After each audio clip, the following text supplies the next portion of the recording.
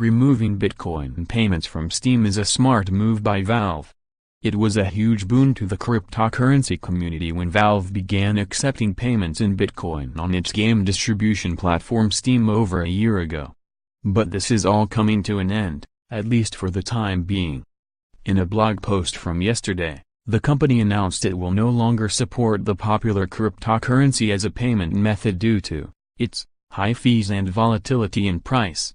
While transaction rates used to be as low as 20 cents last year, Valve says the fees topped out at $20 last week. These fees result in unreasonably high costs for purchasing games when paying with Bitcoin. The high transaction fees cause even greater problems when the value of Bitcoin itself drops dramatically, the post read. Unfortunately, Valve has no control over the amount of the fee. This is clearly a problem for both the company and its users.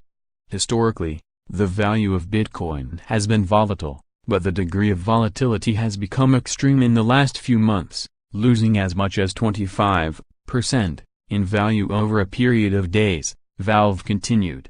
This creates a problem for customers trying to purchase games with Bitcoin. The issue is that the Bitcoin price of a game can experience significant changes in merely a matter of minutes. As you can imagine, this can be particularly annoying for users that transfer a certain amount of the cryptocurrency, only to discover that this amount is no longer sufficient because its value has dropped. The normal resolution for this is to either refund the original payment to the user, or ask the user to transfer additional funds to cover the remaining balance, Valve remarked on this conundrum.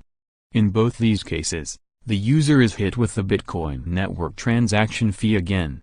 While the move might strike a nerve with some hardcore crypto enthusiasts, it is difficult to blame Valve for its pragmatism given that the issue directly affects its customers. True, the price of Bitcoin has generally followed an upward curve over the past few months, but that on its own is not a reason good enough for Valve to keep the cryptocurrency. The aim was always to offer users a reliable payment method at lower than standard fees.